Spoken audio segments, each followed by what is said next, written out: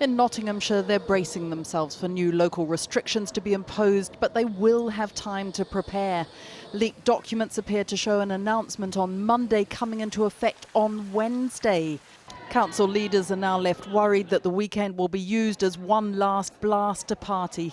We're already seeing our hospital filling up with people in a way that it hasn't happened for the last 3 or 4 months. So I think it's irresponsible of the government not to have put those measures in when they should have done today. What measures were you expecting them to put in? Well, if we look at the northwest and the northeast, there's various variations on an element of lockdown. So asking people to not mix in different ways, maybe restricting the way in which people can socialise. And today's figures show that Nottingham recorded more than 2,000 cases in 1 week, the highest number in England. There are now calls, even from some of the government's own advisers, for a short, sharp circuit breaker. I would put the circuit breakers in as fast as we can, and I would also impose longer term restrictions. We should be working from home. I am now today, and we should be taking other measures to reduce our contacts over the winter. Today, the Royal College of Emergency Medicine described worrying signs as we head into winter. On October the 1st, 96% of England's hospital beds were filled. And the number of beds occupied by confirmed COVID-19 cases had quadrupled over the past month, while there were 5 times as many patients on ventilators than the previous month. The North East and North West and Yorkshire remain the worst affected, with the highest number of infections and hospital admissions. We're hearing that a lot of intensive care units are starting to see big rises in the number of COVID patients, especially around Greater Manchester and Merseyside. They're increasing their capacity, they're going into their surge protocols to be able to deal with it. All the hospitals in the North West are still accepting any patient that needs intensive care, and for the foreseeable future we'll be able to do that. 17,500 newly positive COVID-19 cases today will add to the pressure Downing Street is facing. The Health Secretary himself saying we have reached a perilous moment. Several off-the-record briefings, though nothing official yet, have talked about a tier system to simplify the rules. Tier 1 would include the rule of 6 and the 10 p.m. pub curfew. Tier 2 would add in a ban on people from different households mixing indoors, while Tier 3 would mean pubs, restaurants and other hospitality to close. It must be right that we take a localised approach because the number of cases varies so widely. If you're in Manchester today, the number of cases is 550 per 100,000. If you're in Dorset, it's 19. So the government's approach is to have simple rules for the whole of England and then more specific measures in those local areas where they're really seeing the virus rise rapidly. This is a long way from a circuit breaker, highlighting the tensions between MPs wanting to protect the economy and those in Cabinet wanting more decisive action.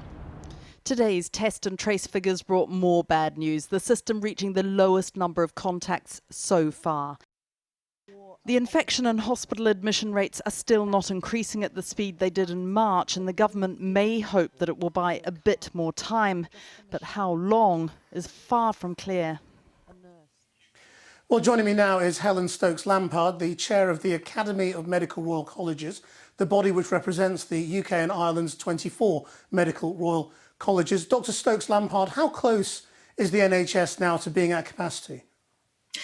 Well, as we heard on that data, 96% bed occupancy is very serious. That means we're running hot, as we say, that there's very little spare room in the system. But there are various reasons for that. One of them is that we've been working so desperately hard over the last few months to catch up on some of the work that had been delayed because of the first surge of COVID. So it's not as bold a statistic as it looks, but what is undeniable is that we're having a significant increase and a rapid increase in the number of people needing hospitalisation. The spike in the number of cases diagnosed is less clear-cut. We can't make direct comparisons with back in the spring because, of course, we're testing far, far more people now than we were then. But hospital admissions and admissions to intensive care are directly comparable, and they're very worrying. The trends are all in the wrong direction. So what do you need to happen? Should the Nightingale hospitals be put back into service? We're a long way from that. I mean, the good news is that the NHS has learned so much from the earlier experience and has built up capacity. So yes, we've got the Nightingales as that awful backstop, but all of us hope we'll never need to use them. We've got extra equipment, we've got the PPE, we've got more staff on standby. There are many amazing people who came out of retirement to offer to help, and they are still there, available to help if we need it. But what we need right now is to slow things down, to get things to a situation where the NHS feels that it can cope, because we don't just want to deal with the coronavirus peak, we want to continue providing safe, regular care. I mean, we've always provided the emergency and urgent care, and I just like to say at this point, please, if people are sitting on worrying symptoms, whether they be cancers or other frightening things, please come forward. The NHS has always been open for you and will continue to be open for you. We'll be hearing more about that in coming days. But in terms of the COVID, we need capacity to deal with coronavirus and capacity to continue dealing with the backlog we've already got. The waiting lists are getting longer, not shorter, and it would be awful if we come out of the winter the other end and all we've been able to do is deal with the truly emergency things, and the waiting lists have exploded and mushroomed. That's going to create a lot of other harm in the system. There is some worrying evidence coming out that for every coronavirus case that we're dealing with, there is another case, a risk of a death that is happening because of other things that aren't happening, routine care, operations on a timely way, and so on. So we in the NHS, we care for every single one of our patients, our coronavirus cases, our urgent patients, but also those with chronic long-term conditions that need our help. But we saw last time people were afraid to go into hospital because they were afraid of catching coronavirus. You will have heard John Edmonds from SAGE talking about the need for a circuit breaker, effectively a short-term lockdown, and more steps after that, and saying that we should be working from home. Is that what you want to see now? Well, I want to see the NHS safe. I want to see our population safe. And there are certainly many things that everyone can be doing right now, irrespective of what announcements the government will make. Every single one of us can stick to the basics that we all know. The face, space, keep our hands clean, wear masks where we can, maintain those significant distances at all times with people. We have to assume that everyone around us is a potential carrier of the virus. And I think over the summer, people have relaxed, and some people have become cynical. Some people have started to believe a lot of the myths and disinformation that's out there. The science is pretty clear-cut about this virus. It's quite predictable. And what the scientists predicted through the summer is coming to pass. This is exactly what was predicted. So we need to do what the scientists are advising, which is follow those rules. I think the proposals, if they come to pass, of a tiered system makes a lot of sense. But personally, I don't want anybody getting this disease that doesn't need it. But I do recognise that our economy is in quite a precarious position. Can you shed some light on why the numbers of people dying do not seem to be comparable to this stage in the first wave? Well, there are a variety of reasons. Firstly, of course, we've learned more about this disease. We know better how to treat it. So we have a few treatments up our sleeve that we didn't have in March and April. Also, the profile of who has been contracting the disease is very different this time. There's been a really big upswing in the number of younger people catching the disease. And of course, we know people have got it this time that we didn't know last time. We may have suspected because of all the testing that's happening. But what we are seeing is quite a lag. The big surge in younger people getting it, who very few of those needed hospital admission, and a tiny number died. As older people, middle-aged people, and then older people who have more long-term conditions and are more vulnerable to this very ageist virus are getting it, then we're seeing this quite long time lag between hospital admissions going up. Sadly, the death will follow. Thank you very much indeed. Thank you. It's been a day of wrangling between Westminster and local leaders and MPs from the north of England about how to control the rapid spread of the virus there. In the safe Conservative stronghold of Altrincham, already under extra restrictions for weeks, residents now fear that even greater constraints on their lives are likely to be imposed in a matter of days. Our Home Affairs correspondent, Darshna Sonia, is there. Darshna. Well, this may be the last weekend that locals can enjoy a pint in the pub, John. I say may because we still don't know. The first that many here read about the possibility of new restrictions was in today's papers, and that's led to criticism. You may remember back in the summer when Leicester became the first city to go into a local lockdown. The same situation happened. The first that people there read about it was also in the weekend's papers. And there's growing frustration that the government doesn't seem to have learnt from the row that caused. Of course, many people understand that difficult decisions have to be made. One Conservative Party member said to me that Boris Johnson is damned if he does, damned if he doesn't.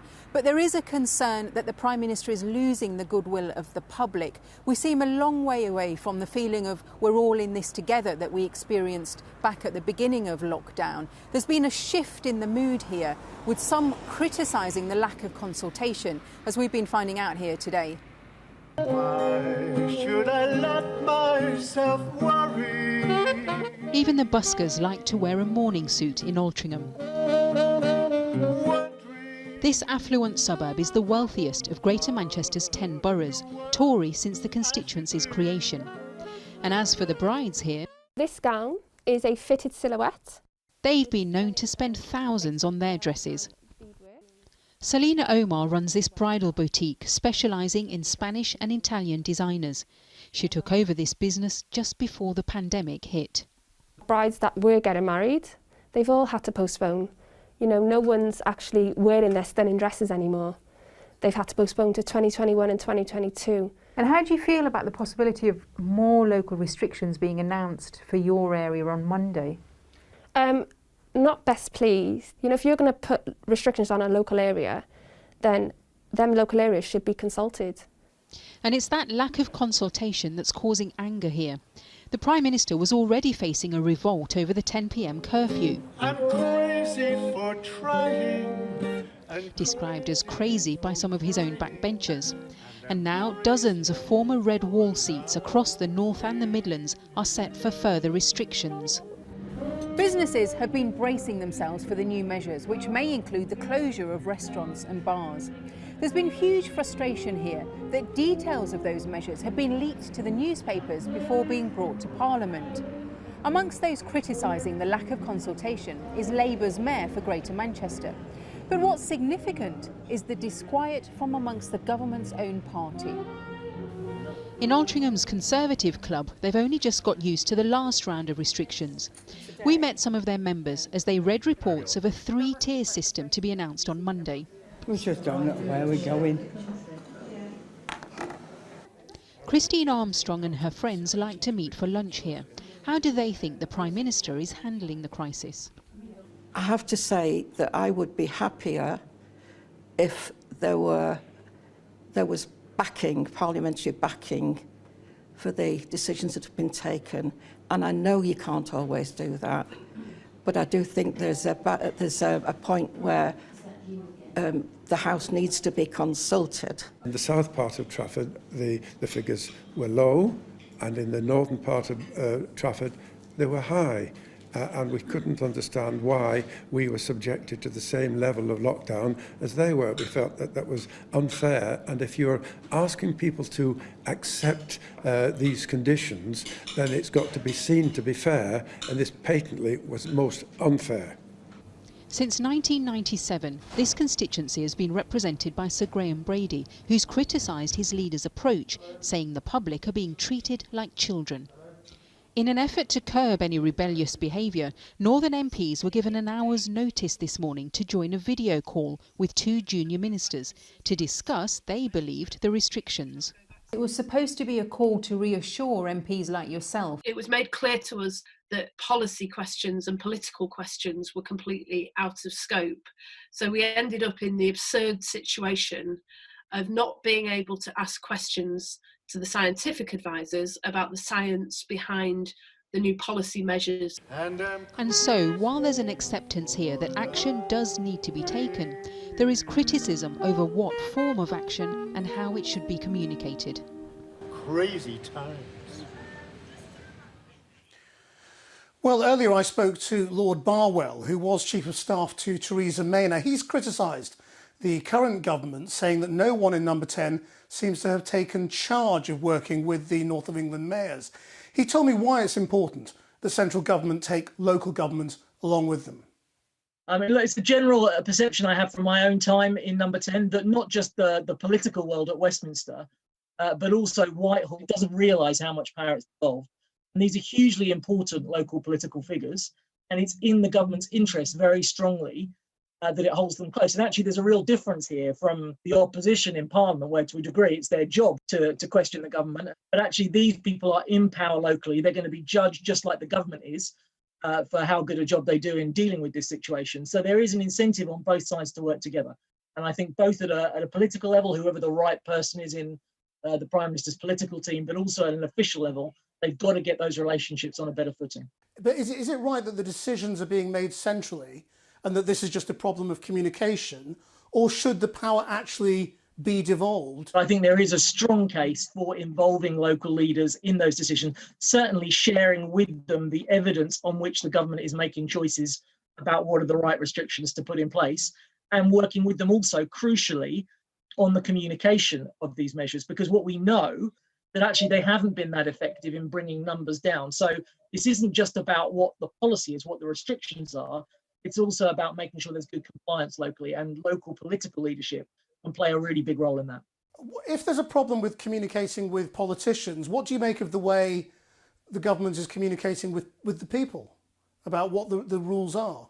So I think if the government is going to try and move to a clearer system where there are 3 sort of tiers of restrictions, and I think there's a lot to be said for that. The more simplicity you can bring, the better, the more likely you are to get in terms of compliance. So look, if you're saying to me, has communication been perfect? No, it hasn't. I'm sure the government will privately acknowledge that. But I think all of us also have to make some allowance for the enormous strain they're under and the unprecedented complexity of the task that they're facing in dealing with this pandemic.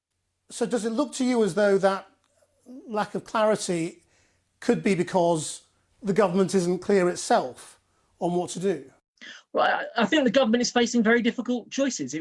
Clearly it wants to avoid repeating the mistake with hindsight that we made in March, but it's also rightly very concerned about the economy and about jobs and people's job prospects, and it's trying to strike the right balance. I think it probably is also trying to work out what's the right balance between tighter national restrictions and additional restrictions in those parts of the country where we see higher levels of infection. There's a lot more scepticism, though, now, isn't there, among some voices, both in politics and in the Conservative media, about the wisdom of lockdown? There is a sort of false narrative that has got going in bits of our media and among some politicians that there is a sort of simple choice here between the economy on the one hand and health on the other. And actually the evidence from the first wave is very clear that those countries that intervened quickly to bring the situation under control not only got better health outcomes, they also got better economic outcomes. So this narrative about a choice to be made here between health and economy, I think is false. The lesson is very clear about the need to intervene quickly to avoid case numbers getting too high, because if they get too high, they're ultimately forced to intervene anyway, and then you have to stay in a restricted environment for longer to get case numbers down to a safe level. And our political editor, Gary Gibbon, joins us now from Westminster. Gary, what do you make of all this? Well, there was originally meant to be a decision in government taken on Monday about the future approach to regional extra restrictive powers. They just haven't managed to agree on it. One minister told me there is a strong expectation that they are going to nail this down tomorrow in a meeting, but you get the impression this minister probably wouldn't bet the House on that. We do, as Victoria was saying in her package earlier, we do think there will be 3 tiers to this. The big dispute seems to be, or the biggest dispute within government, is over what are the metrics by which you move from tier 2 to tier 3, the one with the most extreme restrictive measures. What are those measures, and what are the implications for the Treasury, which has been right at the heart of these discussions from what we can work out. As Darshana was saying there was this phone call to, we think about 130 MPs, Labour and Conservative ones, came on to it earlier with Chris Whitty, the Chief Medical Officer, and that's a sign that this is a softening up exercise ahead of what is definitely coming towards us, some kind of regional approach. Conservative MPs who came off that call, I spoke to some of them, said their worry was this local approach was all about protecting London, and that there is a feeling in their constituencies, a very strong one, that this is all about London. One Conservative MP said to me, the government won't come to its senses until it loses some votes. This is not a person, this particular quote comes from, who is an habitual rebel. It's a really striking thing. And as Lord Barwell was saying there, public health emergencies are all about messaging, and this has most definitely not been a week of expert textbook messaging. When people in a region discover what might be coming their way through tweets from certain newspapers, that's very suboptimal.